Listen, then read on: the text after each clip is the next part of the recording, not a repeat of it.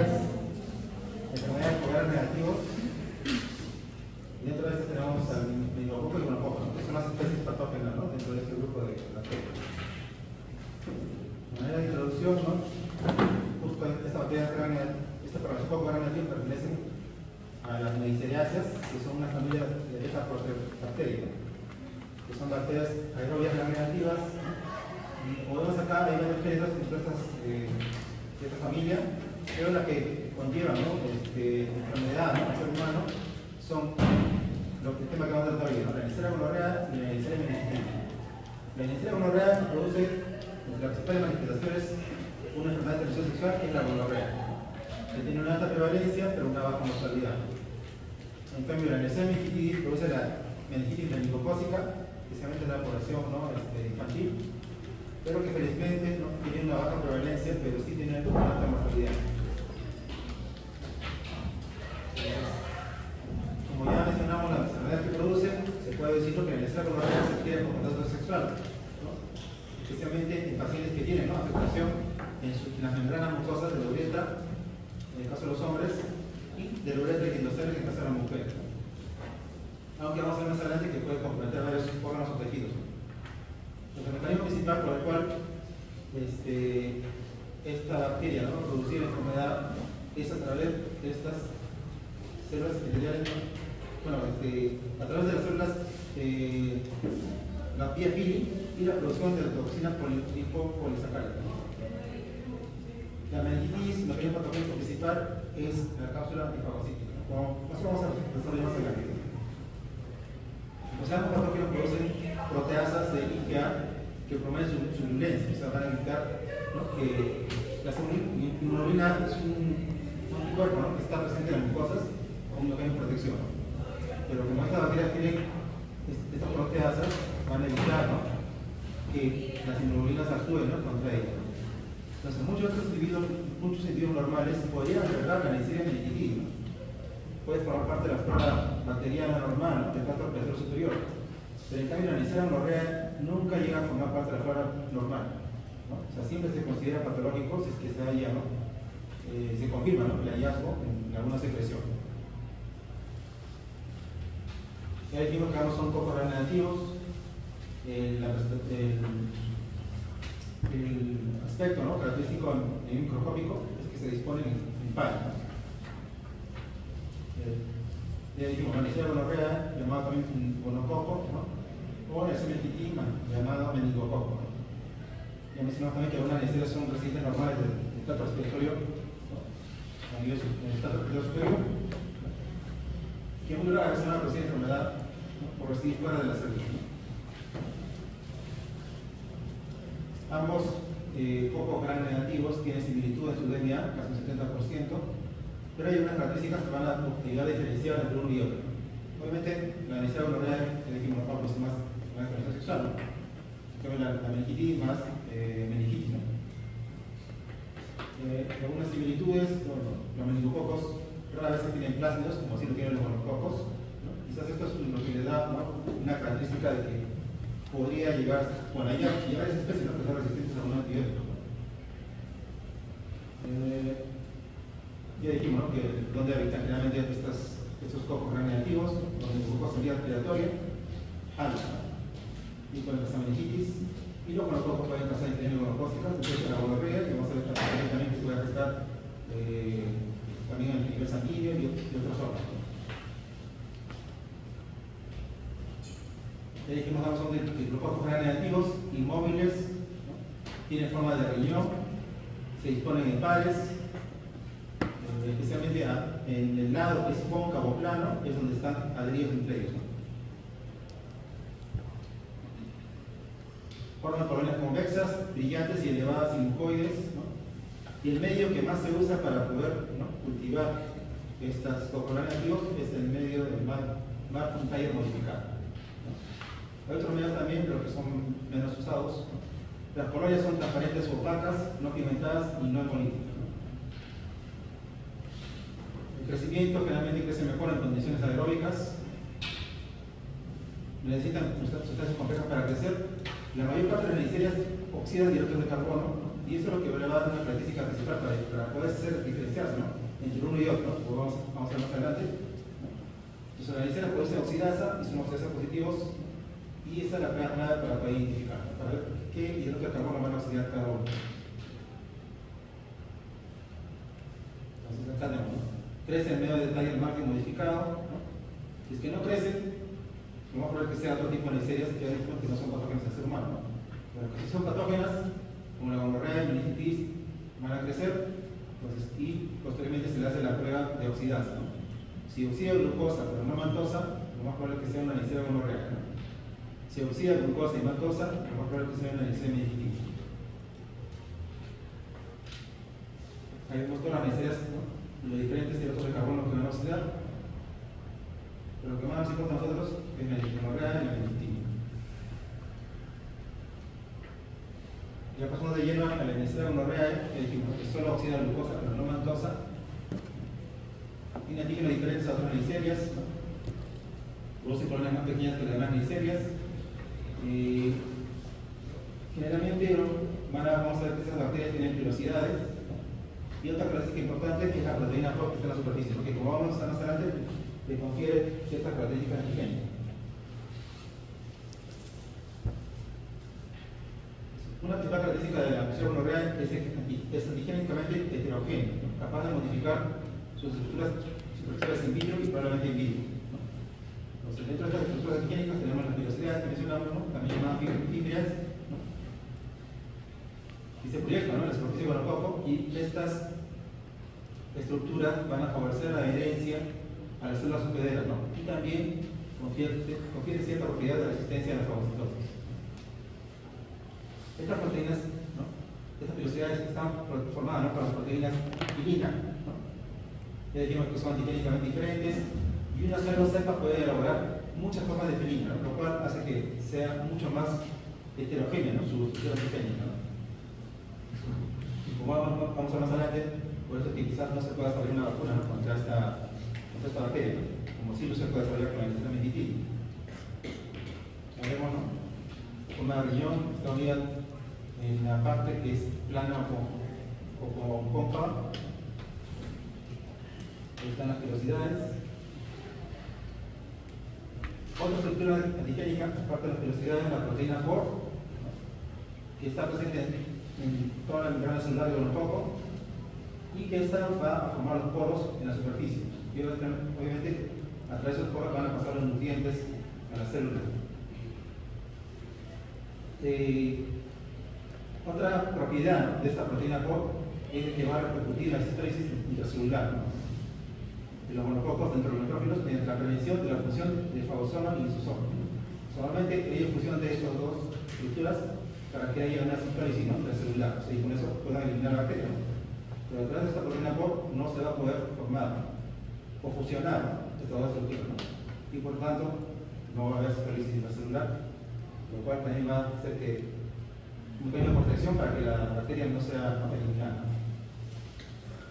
Entonces, en esta proteína POC también existen dos tipos de proteína POC, ¿no?, pero cada cepa, entre cada cepa puede ser antigénicamente diferente, ¿no? La proteína OPA, otra estructura antigénica, interviene en la adhesión de los gonococos dentro de las colonias, ¿no?, y también la adherencia de los gonococos a los receptores de las células hospederas, ¿no?, las células epiteliales. Otra estructura, la RPP o proteína 3, que es muy similar a la proteína POR, ¿no?, también tiene que ver con los poros, ¿no? Y la otra estructura que también es muy importante es el lipo-oligosacárido, que es muy similar al lipopolisacárido, que son los grandes ácidos sintéticos, ¿no?, pero que no tiene cadenas laterales largas, ¿no?, del antígeno. Entonces, esta estructura antigénica también le da cierta toxicidad a las gonocócicas porque tiene efectos endotóxicos. Y también confiere cierta capacidad de mimetismo molecular, ¿no?, que hace que los gonococos no sean reconocidos por las células, ¿no?, del sistema inmune y obviamente no sean eliminadas, ¿no? Luego, hay otras proteínas más importantes, ¿no? Tenemos la LIP o H8, la FBP, la proteasa de hemoglobina A1. Entonces, como vemos acá, tenemos estructuras antigénicas, ¿no?, dentro de esas las que más tienen diversidad, ¿no? O heterogeneidad, son la pirina, ¿no? Que tiene centenares de tipos, ¿no? La proteína POR también, ¿no? Si bien tiene solo 2 tipos, pero tiene varios subtipos, ¿no? La OPA también tiene varios tipos, ¿no? Al igual que el liposacárido. Entonces es lo que hace que la estructura epigénica sea, ¿no? Heterogénea, muchas veces difícil, ¿no? De poder eliminar y poder elaborar una vacuna. Veamos en microscopía electrónica, un poco. En cuanto a la biología, la incidencia de gonorrea es mucho menor en países de Europa Occidental que en Estados Unidos, ya que se dice que actualmente la gonorrea es más de los países pobres, así igual que la tuberculosis. Entonces, generalmente hay una mayor incidencia y complicaciones en países pobres, ¿no? Y que tiene consecuencias devastadoras para la mujer, vamos a ver más adelante, especialmente que podría ocasionar la infertilidad, ¿no? Y la salud reproductiva. Hay 4 antibióticos para el tratamiento sindrómico de la enfermedad genital, o sea, las infecciones de transmisión sexual, que si bien ha ayudado, ¿no?, a disminuir la prevalencia, pero también se ha visto que ha habido cada vez mayor resistencia a unos antibióticos, ¿no? Que han salido de los esquemas habituales que se usaban, ¿no?, como parte del tratamiento sindrómico de la síntesis. Entonces, claramente ha habido casos en varones y en mujeres, porque realmente el varón es el que es más sintomático, ¿no? La mujer realmente suele ser asintomática. El grupo etario, generalmente más la población joven, ¿no? Y bueno, acá la OMS, ¿no? Sabemos que es una enfermedad de transmisión sexual. Experimentalmente es prevenible, ¿no? Y es curable, ¿no? A pesar que hay resistencia en algunos antibióticos, ¿no?, todavía hay opciones de tratamiento, ¿no? Se transmite especialmente a través de relaciones sexuales vaginales, orales o anales, ¿no? Y se estima que para 2020 hubo 82.400 millones de, 82.4 millones, ¿no?, de casos, ¿no?, diagnosticados, ¿no?, en el mundo. Ya dijimos que varias mujeres son asintomáticas, ¿no?, especialmente tienen secreción vaginal, muchas veces se puede confundir con una simple vaginitis. Y la mayoría de los hombres, por su parte, presentan secreciones a través del pene. Por eso es que los varones son más sintomáticos, ¿no? Puede provocar esterilidad, tanto en varones como en mujeres, pero quizás más en mujeres, ¿no? Y que muchas veces esta infección va asociada a otras infecciones de transmisión sexual, ¿no?, como clamidia, incluso el VIH, ¿no? Y que haga más resistencia a los antibióticos, lo cual se considera que es un problema grave y creciente, ¿no? Veamos, en general, ¿no?, las infecciones de transmisión sexual, ¿no?, en los varones realmente sí suelen ser sintomáticos, en cambio en las mujeres, ¿no?, muy poco sintomáticos, ¿no? Y la gonorrea, en general, puede producir todos estos síndromes de la dietética. Como dijimos, muchas veces las enfermedades se tratan de forma sindrómica, ¿no? Entonces, este es un manual, ¿no?, que usa el MINSA, ¿no?, también en salud, ¿no?, sobre cuando se presentan estos síndromes, qué tratamiento se va a dar, ¿no? Obviamente se trata de descubrir las principales causas, ¿no?, de la etiología bacteriana, ¿no?, para cada síndrome, ¿no? Entonces, la gonorrea, bueno, la gonorrea va a producir principalmente estos 3 síndromes, ¿no?, que están en rojo: síndrome de descarga uretral, síndrome de flujo vaginal y síndrome del dolor vaginal bajo. Porque más adelante van a tener una clase de ITS, ¿no?, pero de manera de adelanto. La transmisión, como dijimos, el camino principal es por vía sexual, a través del coito. Se dice que una mujer infectada, ¿no?, puede transmitir al varón, ¿no?, hasta un 20% como riesgo de contagio por cada episodio de coito, ¿no?, sin protección, ¿no? Y este riesgo va a aumentar al mayor número de relaciones sexuales, ¿no? En cambio, el varón hacia la mujer tiene mayor riesgo, ¿no?, de contagiar, ¿no?, que si fuera de una mujer a un hombre, ¿no?, hasta un 50 o 70% por episodio, ¿no?, o sea, por cada relación sexual. También puede haber transmisión a través del coito anal, ¿no? Aunque no se logra cuantificar el riesgo, obviamente quizás sea más importante, ¿no?, estudiar sobre la relación homosexual. Es más difícil a través de la felación, pero sí también se ha visto casos que puede producir una faringitis, ¿no?, gonocócica. El periodo de incubación es breve, con frecuencia los síntomas genitales, que es lo que va a ser más prominente, y lo que va a hacer que el paciente, ¿no?, afectado solicite ayuda, ¿no?, y obviamente el tratamiento, ¿no? Es por eso que los varones realmente son los que más solicitan ayuda y tratamiento al ser más sintomáticos, ¿no?, el cuadro negro, ¿no?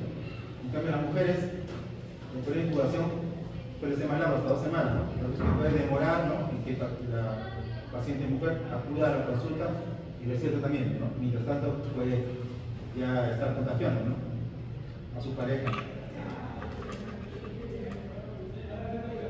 Entonces tiene que ver mucho la conducta sexual, ¿no?, de estos pacientes para ver, ¿no?, que pueda constituir un riesgo, ¿no?, de contagio, ¿no? Entonces tiene que ver con nivel cultural, factores demográficos, socioculturales, el abuso de sustancias, ¿no?, y dependientes económicos relacionados con la prostitución. Obviamente, realmente las personas afectadas, ¿no?, la gran mayoría, cuando tienen síntomas, van a dejar de tener relaciones sexuales, ¿no?, y van a buscar ayuda, ¿no? Entonces, la clínica es diferente, ¿no?, tanto en varones como en mujeres, ¿no? En el caso de varones, una infección no complicada, quizás la manifestación más frecuente, una uretritis, ¿no?, que es la principal manifestación en los varones. La incubación dijimos que es corta, unos 5 días, puede hasta 10 días o más, ¿no? Y la presentación clásica es el exudado uretral, ¿no?, y la disuria. Al inicio el exudado puede ser escaso o mucoide, ¿no?, pero al cabo de unos días es francamente purulento, ¿no? Entonces algunos mencionan que es como leche condensada, ¿no? En comparación con la artritis no monoplásica, el periodo de incubación es más breve, la disuria suele ser más prominente, ¿no?, y que el exudado es más profuso o purulento. O sea, hay otras bacterias que también pueden producir la canidia, la sífilis también. Pero la gonorrea es lo más importante, ¿no? Vemos de manera gráfica, ¿no?, el exudado purulento producido por la gonorrea, ¿no? Y en cuanto a la artritis no monoplásica por clamidia, ¿no?, el exudado es mucopurulento, ¿no?, en este caso. Otras complicaciones ya por continuidad, ¿no?, en el caso del varón, la epididimitis aguda, que es la complicación más habitual, y en pacientes especializados es muy raro, ¿no?, ya que la mayoría de pacientes se puede ver la cantidad personal, ¿no?, más que a gonorrea.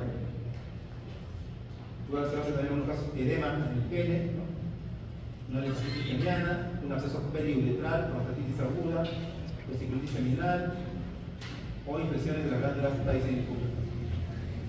Pero realmente es infrecuente. Y en algunos casos puede haber estenosis uretral, ¿no?, como consecuencia de una infección que no se ha tratado de forma oportuna. Estas complicaciones generalmente más frecuentes en la época antigua, ¿no?, que muchas veces no había tratamientos efectivos, ¿no?, y el paciente muchas veces no iba, ¿no?, a la consulta médica. Y también porque, como no había antibióticos efectivos, se usaba soluciones cáusticas, ¿no?, lo cual, como era tanto como era parte del tratamiento, pero también causaba complicaciones como la estenosis. La infección urogenital no comunicada en mujeres, ya mencionamos, ¿no?, que afecta, ¿no?, a nivel genital en las mujeres, ¿no?, especialmente en los cervix, ¿no?, y también a través de uretra, ¿no? Entonces la muestra que podrían obtenerse en la uretra y el recto. El curso natural es menos conocido porque, como dijimos, realmente inicialmente puede ser sintomático, ¿no? Por eso que no solicita asistencia médica y obviamente no se va a hacer el diagnóstico ni se va a tomar la muestra, ¿no? Entonces, hasta un 80% de las mujeres con gonorrea se encuentran asintomáticas, ¿no? Y muchas veces se diagnostica cuando se diagnostica la pareja, ¿no?, y por ahí también se hace un despistaje, ¿no?, a la mujer y ahí se encuentra que también está infectada, ¿no? La mayoría de mujeres infectadas, los síntomas se mantienen unos 10 días, ¿no? En este caso, ¿no?, hay un exudado vaginal junto con disuria y puede haber incluso un sangrado intermenstrual. En ocasiones puede ser desencadenado por el coito, ¿no?, o sea, un coito doloroso y que ocasiona a veces un sangrado, ¿no? También puede asociarse con dolor abdominal o pélvico, ¿no?, que puede indicar ya o sugerir que ya ha habido un ascenso de la infección a otras estructuras genitales, como es una salpigitis, ¿no? Y la exploración se hace, ¿no?, a través de por a través del espéculo vaginal, donde vamos a ver un exudado cervical purulento como un purulento, ¿no? También puede haber edema, ¿no?, en el ectopio cervical o hemorragia endocervical, ¿no?, que fácilmente se puede ver cuando uno hace el frotis, ¿no?, una columna. Y también se puede obtener exudado purulento a través de escribir la uretra, ¿no?, por los conductos de la glándula de la columna. Ahí vemos una imagen, ¿no? El espéculo, es el cervix, tiene un exudado turbulento. Puede haber también infección con la cócica rectal. También se puede dar una muestra, ¿no? Hasta un 40% de mujeres y especialmente varones homosexuales. Obviamente se va a transmitir a través del coito anal. Y acá se puede hacer un examen por anoscopía, ¿no? Y donde podemos encontrar exudado purulento y cambios inflamatorios en la mucosa rectal. Pero también tenemos que otros virus, bueno, otros agentes bacterianos, como la Clamida trachomatis, y también virus simples podrían dar alteraciones similares que la infección gonocócica rectal. Infección faríngea, también mencionamos hace rato, ¿no? Que se produce a través del sexo oral y es muy raro que se transmita a través del beso. Entonces puede ser por el coito, ¿no? Hombre a mujer o mujer a varón, ¿no? Una cosa puede ser sintomática al inicio, ¿no? O puede comportarse como una faringitis, ¿no? Una faringitis bacteriana, ¿no? Con exudado purulento, con dolor faríngeo. Por eso que siempre es importante, se recomienda un examen, ¿no? Para descartar si hay una infección faríngea, ¿no? Especialmente los pacientes con VIH. Ahí vemos, ¿no? Una foto de la faringe, ¿no? De la óvula, y esta es amiga, ¿no? Tiene un exudado purulento, y también está, ¿no? Congestivo y anillos hipotróficos. Otras manifestaciones locales, ¿no? En adultos, una conjuntivitis gonocócica, que se podría también a través del contacto, ¿no? Si las secreciones, ¿no? Genitales han tenido contacto, ¿no? con la córnea, ¿no? Con los ojos, ¿no? Una gingivitis aguda también, ¿no? También obviamente a través del sexo oral y abscesos cutáneos, ¿no? No es una conjuntivitis gonocócica. Y la otra complicación, ¿no? De una infección no tratada, especialmente en las mujeres, es la enfermedad pélvica inflamatoria. Como ya mencionamos hace un momento, ¿no? Por vía ascendente, ¿no? Podría llegar esta infección, ¿no? A otras estructuras, ¿no? Del aparato genital femenino, especialmente, ¿no? El endometrio, ¿no? Las trompas de falopio, los sesos ováricos, una peritonitis pélvica o una cardiopatía en un caso más severo.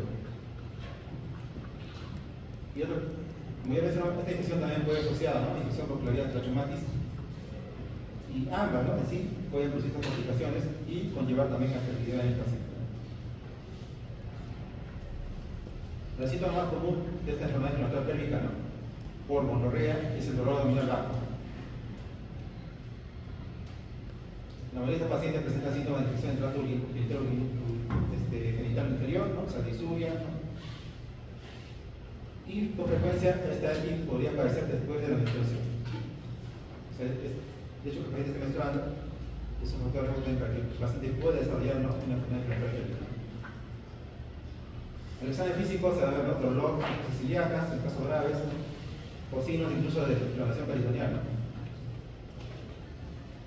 Pues en muchas de estas mujeres se detecta, ¿no? Primero la inflamación bacteriana y algunos presentan signos de cervicitis muscular, ¿no? Y si además de ello tenemos un dolor abdominal bajo, podemos estar con una enfermedad inflamatoria pélvica. Otros hallazgos, ¿no? La fiebre, la leucocitosis, el BCG y PCR, ¿no? Elevados, ¿no? Y en algunos casos también, muchas veces el diagnóstico recién se puede confirmar a través de la radiografía.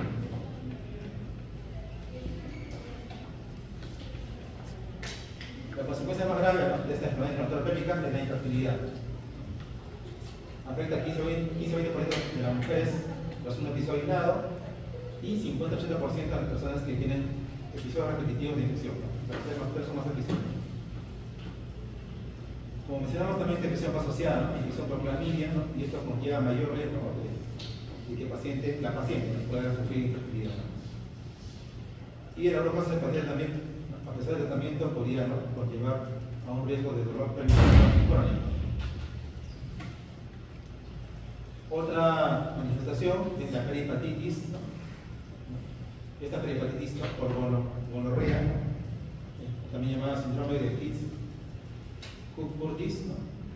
Que ocurre por extensión directa, ¿no? De la infección de gonorrea o Clamida trachomatis desde la trompa de falopio hasta la cápsula hepática, ¿no? Y el peritoneo subyacente. O sea, es por continuidad y por ascenso, ¿no? También puede ser por diseminación linfagítica, por diseminación bacteriémica. Y obviamente el diagnóstico va a ser básicamente por la colposcopía. También puede haber gonorrea en el embarazo, ¿no? Lo cual puede ser causa de un aborto espontáneo, ¿no? Como un parto prematuro o rotura precoz de membranas fetales, y también puede conllevar mortalidad perinatal, o sea, mortalidad del feto. También puede haber una infección gonocócica diseminada como consecuencia de una diseminación bacteriémica, la infección gonorrea, aunque también puede haber mecanismos inmunológicos, ¿no? Que pueden conllevar, ¿no? a algunos síntomas, ¿no? En la época preantibiótica, cuando no había antibióticos tan efectivos como actualmente, ¿no? Era muy frecuente la endocardititis gonocócica, pero actualmente es muy poco frecuente. Otra manifestación es rara, si es que no hace el tratamiento oportuno, puede ser meningitis, topiolitis, shock séptico o un síndrome de trauma. Entonces, el paciente puede llegar a este tipo de infecciones, ¿no? Mucho más severa, ¿no? O afectación de otras zonas, tiene que ver con su sistema inmunológico, ¿no? Con su condición, si quiere recibir tratamiento o no. Otra manifestación viene a ser artritis y dermatitis, ¿no? En las cuales, si sospechamos de esto, deberíamos pedir un nuevo cultivo, ¿no? O un examen de líquido sinovial. Acá, por ejemplo, manifestaciones cutáneas, ¿no? de infección gonocócica en sangre, puede haber lesiones papulosas, lesiones pustulosas o hemorragia subungual, ¿no? O una lesión pustulosa ulcerada. Entonces, de esas lesiones también podemos obtener una muestra, ¿no? Para poder, ¿no? aislar, ¿no? el gonococo. Ya dijimos que la endocardititis es muy infrecuente en la actualidad, pero solía afectar a la válvula aórtica, ¿no?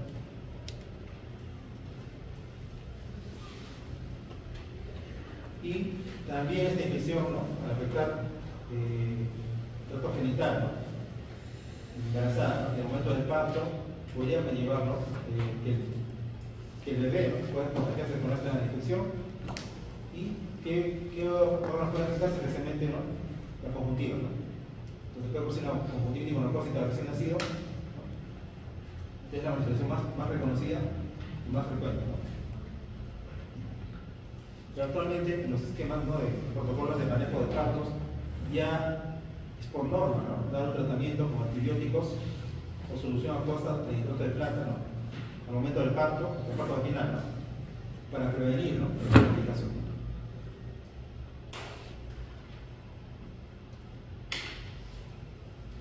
Entonces es importante, ¿no? que si estamos frente a un paciente hijo de una madre con infección por gonorrea, ¿no? hacer un seguimiento, ¿no? del año de edad, ya que no solo se puede transmitir por vía, ¿no? vaginal, en el momento del parto, sino también por una mala higiene, ¿no? del padre, o del padre de la madre, ¿no? que quizás no se hizo un buen aseo, ¿no? y al estar con contacto con el recién nacido, podría también, ¿no? conllevar riesgo de contagio.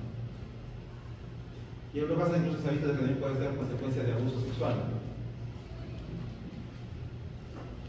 Las pruebas diagnósticas del laboratorio, ya dijimos que las muestras especialmente, ¿no? las secreciones uretrales, de cuello uterino, recto, ¿no? Obviamente si sospechamos de una infección en la conjuntiva, ¿no? o faringe, también tenemos un hisopado de esa zona, ¿no? En el caso de infección gonocócica diseminada, vamos a registrar un nuevo cultivo, ¿no? O sea, que si queremos lesiones de ámbito, ¿no? o pústula, ¿no? Y esto lo vamos a llevar, ¿no? ya dijimos, al medio especial, que es el medio de Steyr máximo modificado. El cultivo, ¿no? Y ya ven que vamos a ver, hacer una prueba, si oxida glucosa o maltosa, ¿no?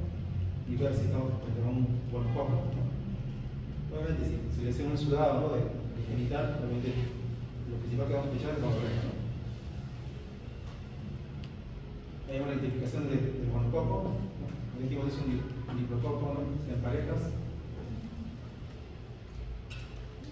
Y al igual que todas las bacterias que van a ir viendo, ¿no? en el curso, realmente hay pruebas de identificación de ácido nucleico, ¿no? que nos ayudan a identificar mucho más rápido, ¿no?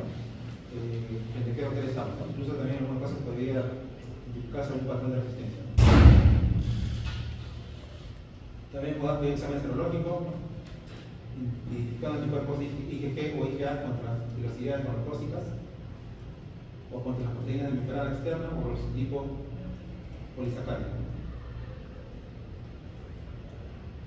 Sin embargo, como ya mencionamos, ante la alta heterogeneidad antigénica de los monococos, el hecho que sea negativo no nos descarta totalmente que sea, ¿no?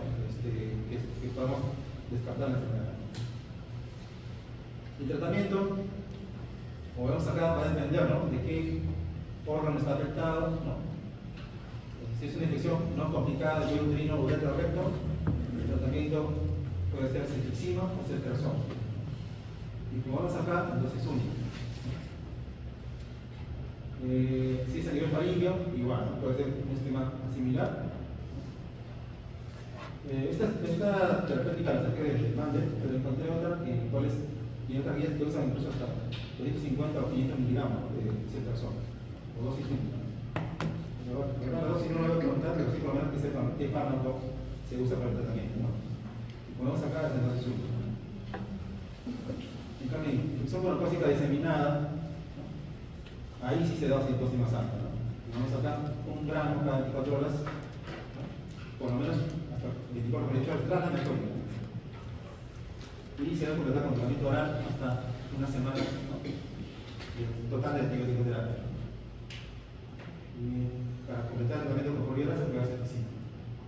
En caso de meningitis y endocarditis, ¿no?, igual, el tratamiento puede ser con esa persona, ¿no?, pero el tratamiento es más largo, hasta 14 días, y en caso de endocarditis, ¿no?, puede ser hasta 4 semanas. En caso de que haya oftalmía neonatal, ¿no?, o sea, una conjuntivitis monoclósica de recién nacido, la dosis también es única, ¿no? Como dice ese manejo que da 9 meses, ¿no?, mencioné en este momento, ¿no?, que la dosis es 250 miligramos muscular. En cambio acá mencionaba 125 miligramos.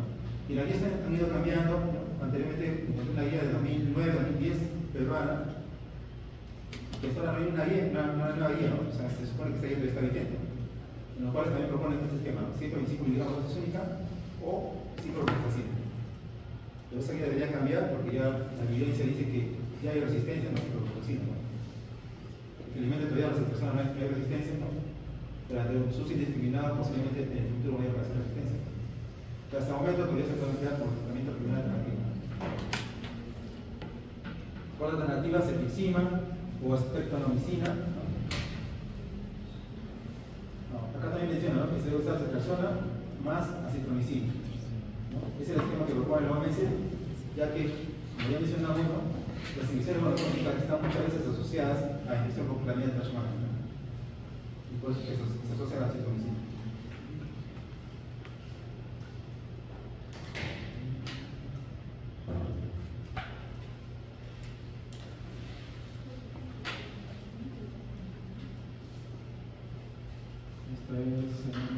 Cuando hay resistencia o el paciente no mejora, ¿no?, el tratamiento inicial con dosis únicas de persona, se podría repetir la dosis, pero como vamos acá es una dosis más alta, 500 miligramos, bien 250, sino 500 miligramos. Igual se puede dar otro ciclo, ¿no?, ceftriaxona con acitromicina, o usar como alternativa gentamicina, ¿no? Podemos sacar siempre dosis de acitromicina, pero una dosis más alta, 2 gramos diario, pero como dosis única. En caso de conjuntivitis monoclósica, igual, ceftriaxona, carbamazepina, streptomicina. Y acá nos ha cambiado un poco, ¿no?, la profilaxis para evitar, ¿no?, conjuntivitis monoclósica, ¿no?, a través del parto.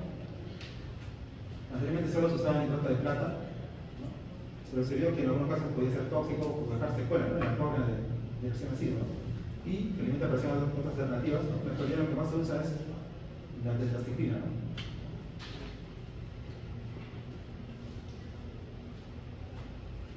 Entonces, como mencioné, cada vez se está apareciendo más tasa de resistencia a las quinolonas, por eso que ya prácticamente ya no se usa como tratamiento. Se usa acitromicina adicional, ¿no?, en el tratamiento con ceftriaxona, ¿no?, por la posible infección concomitante por clamida. En cuanto a la prevención y control, esta infección tiene distribución mundial, se transmite a través del contacto sexual, entonces habría que incidir en la protección, ¿no? Para evitar el contacto sexual. Obviamente quienes tienen parejas múltiples son los que tienen mayor riesgo, ¿no?, de contraer la infección. Entonces, la profilaxis, en este caso mecánica, a través de los condones o preservativos, proporciona una protección parcial.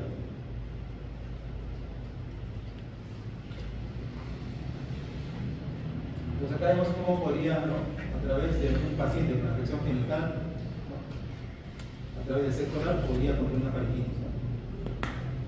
Por contacto sexual, ¿no?, del varón para la mujer, podría conllevar una cervicitis, ¿no?, o un coito anal, ¿no?, o sea, de varón podría llevar una proctitis. Y por ejemplo, si la mujer tiene cervicitis a través del parto, podría, ¿no?, conllevar a una orgasmia neonatal o una clínica o una cosa. Y también, ¿no?, ya mencionamos que esta infección podría conllevar, ¿no?, también riesgos de infertilidad, básicamente por afectación del epidídimo o prostatitis. Y otras complicaciones mucho más severas, ¿no?, por hematógena, podría conllevar también una normoxemia, y esta a su vez también llevar compromiso de otras estructuras como la artritis, la carditis o meningitis. Bueno, que felizmente son muy frecuentes, como dijimos, ¿no? Y las mujeres, ¿no?, podrían conllevar infertilidad, pero como ya vimos hay como una afección ascendente, ¿no?, con la afectación, ¿no?, a través de una salpingitis, peritonitis o peritonitis. Y el último, la infección meningitis, o también llamada meningococo, anteriormente llamada fiebre cerebrospinal epidémica. Acá los serogrupos que se identifican a través de polisacáridos capsulares. Los serogrupos más importantes relacionados con la enfermedad en el ser humano son el A, B, C, X, Y, W y 135.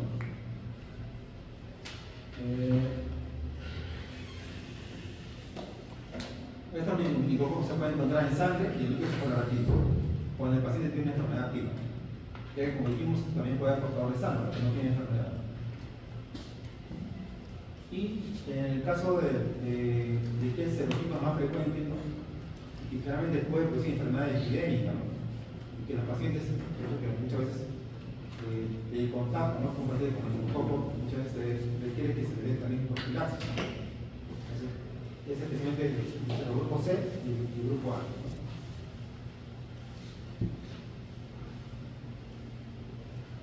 Entonces, también tiene, ¿no?, produce proteínas, ¿no?, de diferentes clases, que son análogas a las proteínas por los monococos, ¿no? Hay varios serotipos como mencionamos, ¿no?, tiene proteína OPA también, ¿no? El meningococo también tiene pirosidades igual que el monococo, pero son mucho más pequeñas, ¿no?, que el monococo. En este caso también tiene un lipopolisacárido, ¿no? En el caso del monococo es un lipopoligosacárido, pero que también igual, ¿no?, produce efectos con una endotoxina. Se ha observado, ¿no?, que la concentración más alta de endotoxina en la septicemia de pacientes con meningococcemia, ¿no?, puede darse hasta 50 100 veces mayor, ¿no?, que en otras infecciones por RNA. La patogenia, como dijimos, estas bacterias generalmente van a evitar, ¿no?, la superficie nasofaríngea, ¿no?, provocando el cacho superior, y que en algunos casos, ¿no?, podría no desarrollar la enfermedad, ¿no?, en pacientes susceptibles. Estos meningococos no encapsulados podrían penetrar las células epiteliales, ¿no?, y también interrumpir la biocitis capsular, ¿no?, para que no sea reconocida en este momento. Los seres humanos son los únicos hospederos naturales que en los meningococos son patógenos. Entra por vía nasofaríngea, los microorganismos se van a adherir a las células epiteliales a través de las pilosidades. Pueden formar parte de la flora de transitoria sin proteocitos, como dijimos. Los microorganismos podrían llegar a torrente sanguíneo y producir bacteriemia, ¿no? Y los síntomas realmente podría ser incluso como una simple gripe, ¿no?, una infección respiratoria alta, ¿no? Pero la meningococcemia fulminante es más grave, ¿no?, se manifiesta por fiebre elevada, sangrado hemorrágico o O puede haber síndrome de compresión intraocular determinada o colapso circulatorio, llamado síndrome de Korsakoff-Friedrich. Entonces, la meningitis es la complicación más frecuente de la meningocemia y la más grave, por eso dijimos que puede ser potencialmente mortal. Y entonces los síntomas van a ser, ¿no?, cefalea intensa, vómitos, rigidez de cuello, y que puede evolucionar rápidamente a un coma. Durante la meningocemia puede haber trombosis de diversos vasos sanguíneos pequeños, muchos formas por infiltración perivascular y hemorragia petequial. Puede haber miocarditis, artritis, lesiones en piel, ¿no? Entonces no se sabe cómo una infección asintomática, puede ser normal, ¿no?, puede llegar a ser, puede pasar, ¿no?, a una meningocemia o una meningitis, ¿no? Pero esto se puede evitar mediante anticuerpos pericéricos o bactericidas que son específicos contra el organismo infectante, o sea, a través de la vacuna. La clínica, ¿no?, puede ser con una citogripe inicialmente, pero que si ya aparecen síntomas, ¿no?, meningios, que debemos sospechar de una infección meningocócica. Pueden transcurrir de 4 a 6 horas hasta que aparezcan los síntomas, ¿no? Los síntomas más graves pueden pasar las 8 horas, con dolor en piernas, manos, pies fríos o alteraciones en el color de la piel. Y lo importante, ¿no?, a las 24 horas, en el caso de los niños, podría, ¿no?, encontrarse al borde de la muerte. Ahora lo importante es sospecharlo, ¿no?, y dar tratamiento, ¿no?, lo más rápido posible. Entonces, la manifestación clínica en la enfermedad meningocémica puede ser variable sin buscar, ¿no?, desde una fiebre pasajera, la bacteriemia, ¿no?, hasta una enfermedad pulmonar. La enfermedad faringitis, a través de la sangre podría, ¿no?, llegar, ¿no?, a afectación de meninges, ¿no?, bueno, afectación, una meningococemia, y a través de la sangre puede llegar a meningitis. Entonces tenemos 4 situaciones clínicas, ¿no? La bacteriemia sin sepsis, en las cuales el paciente puede tener un exantema vírico, ¿no?, que incluso, ¿no?, podría quizás recuperarse y nosotros darlo de alta, ¿no?, que realmente la forma en que se va a poder diagnosticar eso es a través del hemocultivo, ¿no? Puede también haber una meningocemia sin meningitis, ¿no?, el paciente puede estar séptico, puede haber signos de infección como la leucocitosis, ¿no?, exantema cutáneo, un dolor malestar generalizado, debilidad, cefalea y hipotensión. Puede haber también una meningitis con o sin meningocemia, ¿no?, con cefalea, que decimos meningios, un líquido cefalorraquídeo turbio, ¿no?, saquilitis, infección, un estado de conciencia, puede haber cierta alteración, ¿no?, y cada vez más compromiso, ¿no?, incluso puede llegar a la depresión, ¿no?, su sarcoma, ¿no? Una manifestación meningoencefalítica, que ya es una afectación más profunda del sistema nervioso central, ¿no?, el cual puede ser estupor profundo, con signos meningios y líquidos cefalorraquídeos sépticos.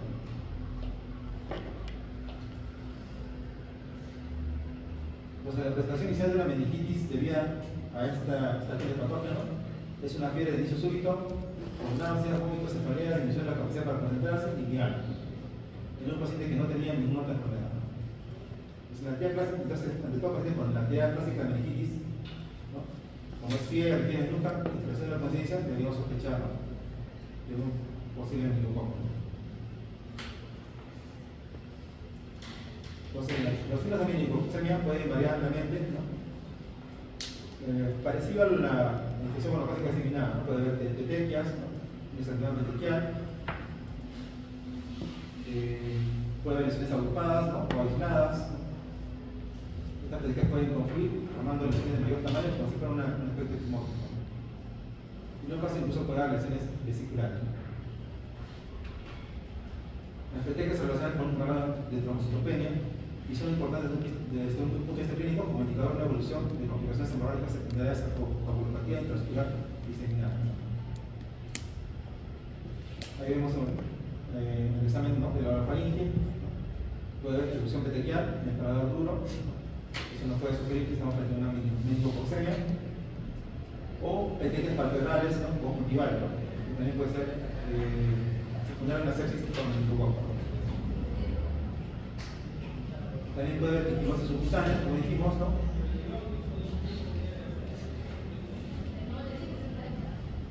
Pero obviamente lo principal es estar pendiente, ¿no? De que hay síntomas neurológicos, ¿no? ¿Qué tipo de complicaciones, no? Incluso artritis, pericarditis, un síndrome de colon nodular, difusiones paracraneales, incluso puede haber pericarditis también con trasplante masivo.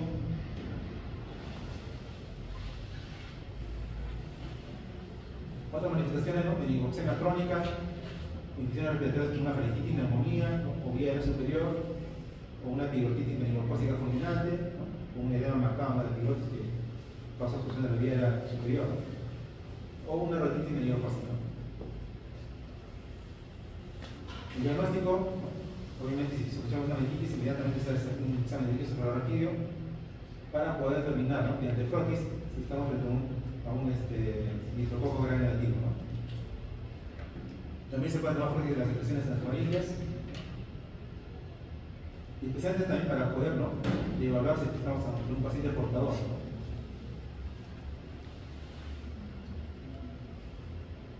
Los cultivos, se puede usar también la gran chocolate, ¿no? Pero como decíamos, el medio ideal es el taller de margen modificado. Bueno, la gran chocolate realmente se usa más para secreciones sanguíneas, para muestras sanguíneas, ¿no? En cambio, el taller de margen modificado para cultivos nasofaríneos, ¿no? Y a esto le hacemos la prueba de oxidasa para ver que dijimos que oxida glucosa y maltosa, ¿no? En el caso del meningococo. También se puede hacer diagnóstico serológico, ¿no? Hay un grado de reglutinación en látex. Y también tenemos la prueba de PCR.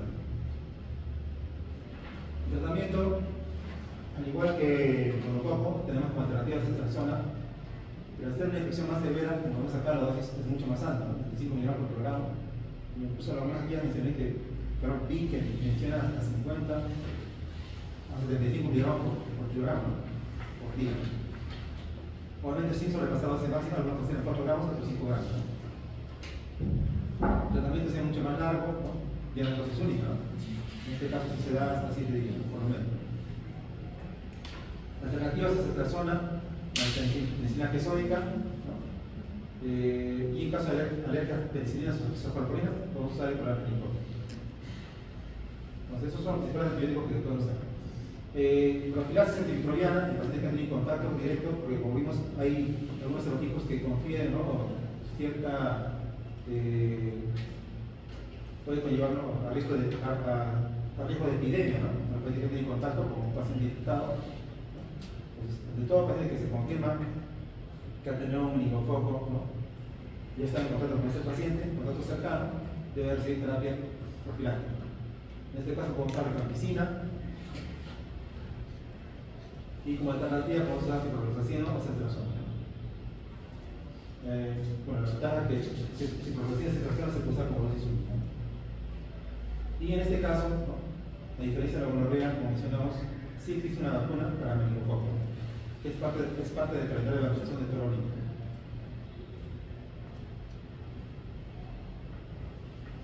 Bueno, este es otro esquema que encontré de una guía española, ¿no? Que dice que menciona la dosis más alta de las personas comparada con la de Mander, que solo dice 25 mg por kilogramo. Cada dosis, claro, sumando tiene 50 mg por kilogramo. Pero acá podemos usar hasta 75 mg. Una dosis máxima de 4 gramos por día.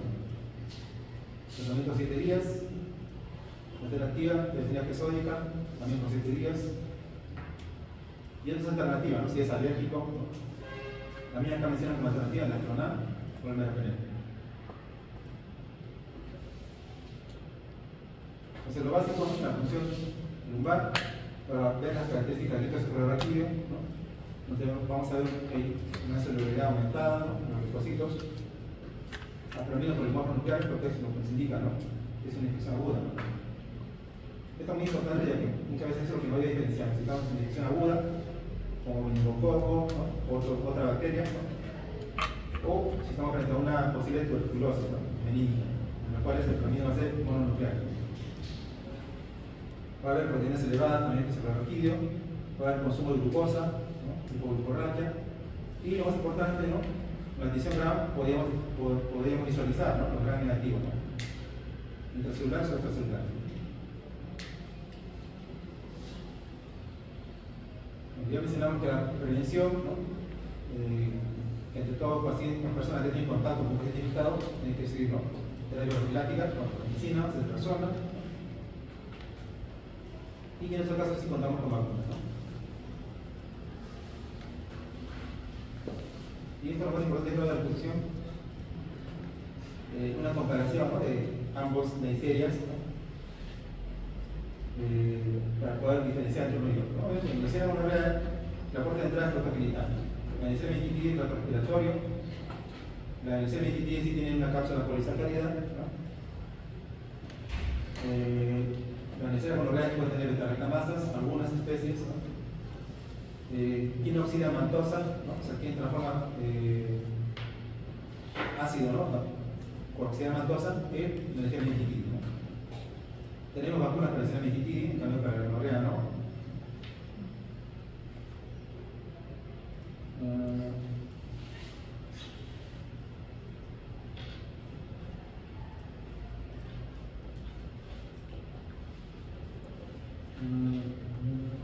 Que tiene cápsula, la Neisseria meningitidis sí tiene cápsula.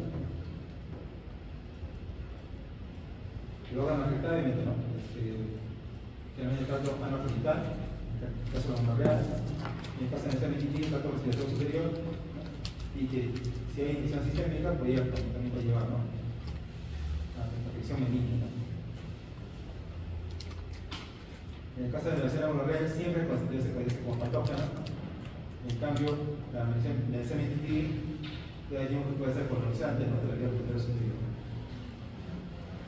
Algunas enzimas que producen, ¿no?, en el caso de la Neisseria meningitidis, la glutamina aminotransferasa, ¿no?, donde obtenemos las secreciones, ¿no?, para poder identificar, ¿no?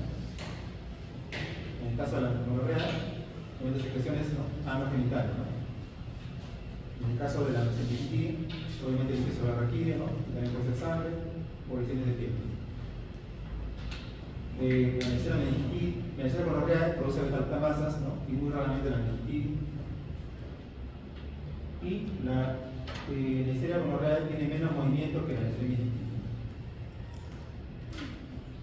La prevalencia dijimos que es mucho más alta en la gonorrea, ¿no?, comparada con la meningitidis, ¿no?, pero la mortalidad es mucho más alta en la meningitidis. Ambas tienen pilis, ¿no?, pero va a ser mucho más larga, se puede decir, ¿no?, y retráctiles en la gonorrea. La Neisseria gonorrea es considerada una superbacteria porque cada vez aparece mayor resistencia. En cambio, la meningitidis, ¿no?, todavía no se considera eso. Y todavía, ¿no?, hay antibióticos eficaces, ¿no?, para la infección meningocócica. Sería todo, chicos, una bibliografía.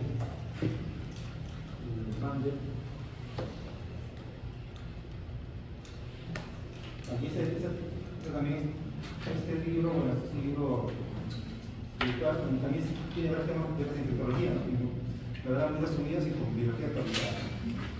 Entonces, otros temas por ahí, ¿no?